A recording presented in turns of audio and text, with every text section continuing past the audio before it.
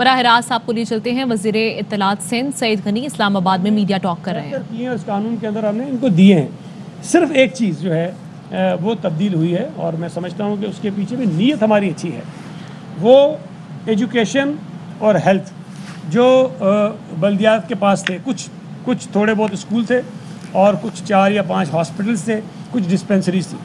उनको लेने का मकसद सिर्फ ये है कि उन हॉस्पिटल्स को, जो बहुत बड़े हॉस्पिटल्स हैं लेकिन वो चलाए नहीं जा रहे ठीक तरीके से, वहाँ काम करने वाले लोगों को तनख्वाहें नहीं मिलती, वहाँ मरीज़ों को जो है सहूलतें नहीं मिल रही। तो हमारी एक ख्वाहिश थी, हमारा एक ख्याल है कि अगर उन हॉस्पिटल्स पर हम खर्चा करेंगे और तो कराची के या सूबा सिंध के जिस तरह हमने बड़े बड़े हॉस्पिटल्स बेहतर किए हैं, इन हॉस्पिटल्स को भी हम बेहतर करें और वहाँ के रहने वाले लोगों को सेहत की अच्छी सहूलतें हम दे सकें। उसमें Karachi institute of heart disease है, उसको हम NICVT के तर्ज का एक हॉस्पिटल बना सकते हैं। वो फ़ायदा कराची के शहरियों का होगा। अब्बासी शहीद हॉस्पिटल 750 बेडेड हॉस्पिटल है, शहीद जुल्फ़िकार अली भुट्टो ने बनाया था, पर वो KMC को दिया था। हम उसको चाहते हैं कि उस हॉस्पिटल को हम अच्छा करें। वो हॉस्पिटल अच्छा होगा तो कराची के शहरियों को फ़ायदा होगा। ये वाहिद ऐसी चीज़ है जो हमने की। और मैं आपको एक चीज़ याद कराऊँ कि मेरे हल्के में एक स्कूल है और वो अक्सर मीडिया पे चलता था कि जी गधे बंधे हुए हैं। बड़ा मेरा भी बैंड बजाते थे कि जी वज़ीर है और वज़ीर के हल्के में एक स्कूल है, उसमें गधे बंधे हुए हैं। मैं बार बार समझाता था कि ये सिंध हुकूमत का स्कूल नहीं है, वो बल्दिया का स्कूल है। उस बल्दिया के स्कूल का ये हालत है कि उसकी इमारत भी ख़राब थी, उसमें बच्चे भी नहीं थे, वहाँ पर जानवर बांधे जाते थे। अगर इस तरह के स्कूलों को सिंध हुकूमत लेकर उनको ठीक करना चाहती है तो ये वो चीज़ें नहीं है जो जिनके लेने से हमें फ़ायदा होगा। ये वो इदारे हैं जिनके ऊपर हमें अरबों रुपए खर्च करने पड़ेंगे और ख़र्च करने के बाद इसको हम ठीक करेंगे। तो नीयत इसके पीछे ठीक थी, एक चीज़ उनसे ली है, बाकी तमाम की तमाम जो चीज़ें हैं वो हमने इनको फराहम की हैं। लेकिन बदकिस्मती से हमारी जो सूबे की अपोजिशन है वो आपकी यहाँ की वफाकी हुकूमत से ज़्यादा नालायक है, ज़्यादा नाअहल है।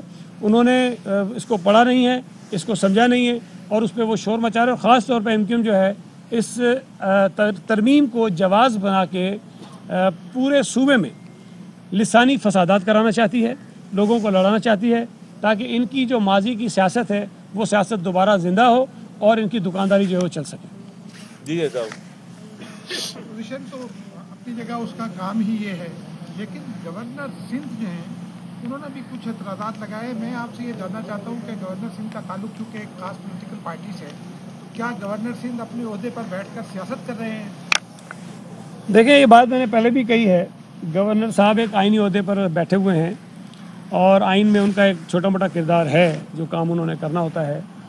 तो जब असम्बली कोई बिल पास करके उनको भेजती है तो मेरा ख्याल ये है एज अ पॉलिटिकल वर्कर कि वो उसके ऊपर अपना माइंड अप्लाई करें और आइन के मुताबिक अगर वो समझते हैं कुछ एतराज़ात लगाएं, कुछ ऑब्जर्वेशन दें और असम्बली को वापस भेजें। लेकिन ये जो बिल था उस पर गवर्नर साहब ने TV चैनल्स पर इंटरव्यू दिए, ऑपोजिशन के तमाम मेंबर्स के साथ मीटिंग की और उसके बाद ऑब्जर्वेशंस लगा के वो असम्बली को वापस भेजा। ये सवाल आपका ठीक था कि उन्होंने कुछ ऑब्जर्वेशंस लगाई। हमने उनकी ऑब्जर्वेशंस को ऑपोजिशन की मीटिंग्स का नतीजा समझा, उससे समझा कि हमने उससे गवर्नर साहब ने अखज़ किया है। उसमें 4-5 चीज़ें हमने दुरुस्त कर ली।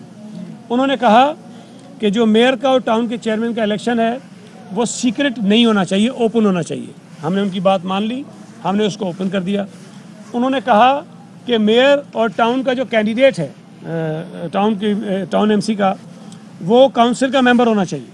हमने उनकी बात मान ली और उसको काउंसिल का मेंबर बना दिया। गवर्नर साहब ने कहा कि शेड्यूल में अमेंडमेंट करने का इख्तियार जो कैबिनेट ने ले लिया है वो कैबिनेट के पास नहीं होना चाहिए, असम्बली के पास होना चाहिए। हमने उनकी वो बात मान ली। उन्होंने कहा कि जो मियाद है इन काउंसिल्स की वो उस दिन से शुरू हो जिस दिन इनका पहला इजलास होगा। हमने हलफ की बात की थी, उन्होंने इजलास की बात की, हमने उनकी बात मान ली।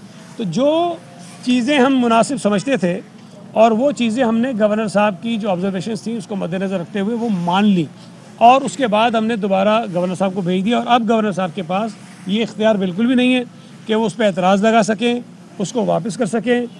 10 दिन के अंदर अंदर उनको इसको पास करना है। अगर वो नहीं करेंगे तो अस खुद वो पास जो है मंजूर तस्वुर किया जाएगा, तो अब वो कानून बन जाएगा।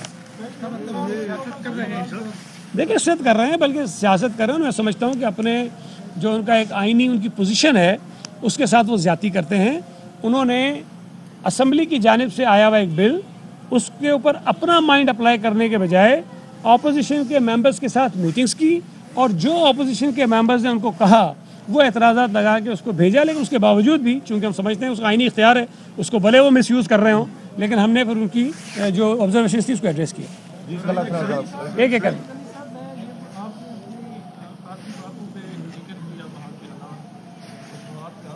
कराची का अमन जो है वो पूरी कौम पे हमेशा ख्वाहिश रही है और आपकी पार्टी को जो क्रेडिट जाता है कि वहाँ पे अमन है, वफाक का भी हिस्सा होगा, इदारों का भी होगा, सबका होगा। लेकिन अब जिस नहज पे पीपल्स पार्टी और MQM आ रही हैं बयानात की हद तक, ये कितना मुमकिन होगा कि किसी जगह डायलॉग हो और इस चीज़ को ख़त्म किया जाए, पॉलिटिकल सीन पे आगे बढ़े? क्योंकि कराची जो है मज़ीद जो है कत्ल गारत, लिसानी फसादात, इस तरह की सूरत हाल नहीं अफोर्ड। ये सर इसी तरह लेने आपको किन खदशात का आधार है? जरा खुल के मैं तो रोज़ाना खुल के बोलता हूँ। देखें, जो बात आपने कही है बड़ी इम्पोर्टेंट है।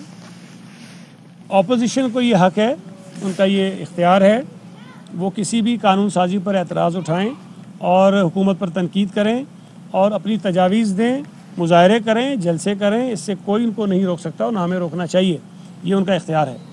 लेकिन अगर कोई जमात कानून साजी को बुनियाद बना के सूबे में, मुल्क में या किसी शहर में लिसानी फसादात कराने की साजिश करे और कराची शहर में जो बैनर्स लगे हैं, मुझे नहीं पता वो आप तक पहुँचे कि नहीं पहुँचे हैं, उसमें वो लिखते हैं कि कराची के अस्पतालों पर गैर मकामियों का कब्ज़ा नामंजूर।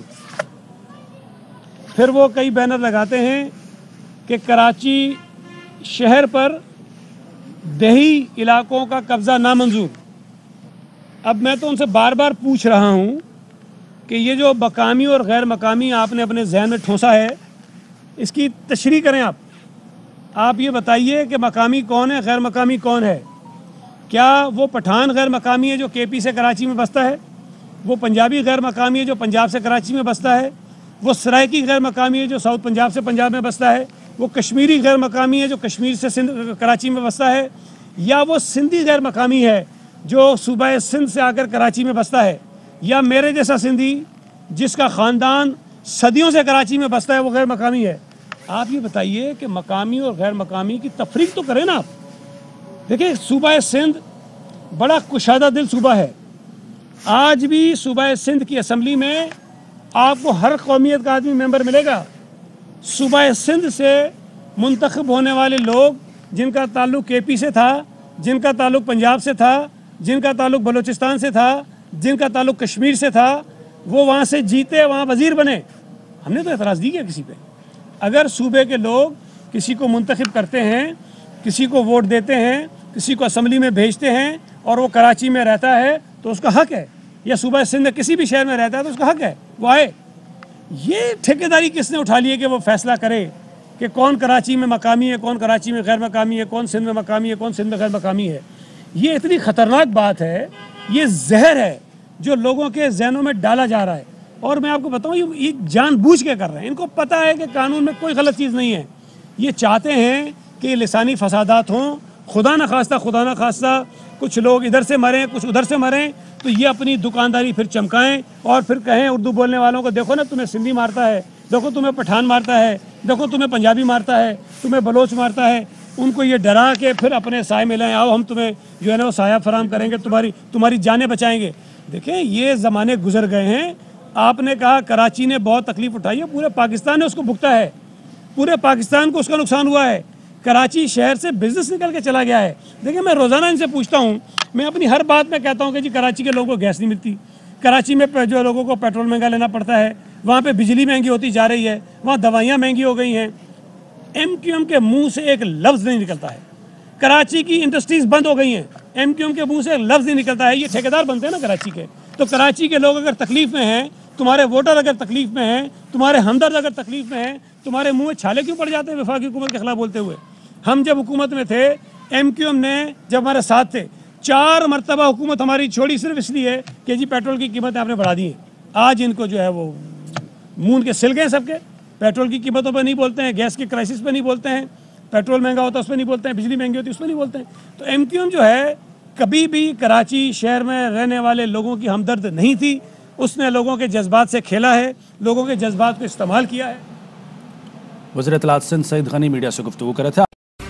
अहम तरीन खबरें अब एक क्लिक की दूरी पर। आपके पसंदीदा टॉक शोज हों या अहम मुल्की या गैर मुल्की शख्सियात की न्यूज कॉन्फ्रेंसेस, हर लम्हा बाखबर रहने के लिए सब्सक्राइब करें हमारा YouTube चैनल। मौसम की सूरत हाल हो या खेल के मैदान से खबरें, अपने मोबाइल फोन से मुल्की और बैनुल-अक़वामी अहम खबरों तक रसाई के लिए डाउनलोड कीजिए मोबाइल ऐप। बावसूख ज़राए से मुसद्दिका खबरों, तज्ज़ियों और तबसरों से मुस्तफ़ीद होने के लिए विजिट कीजिए पाकिस्तान की सबसे बड़ी न्यूज वेबसाइट www.arynews.tv।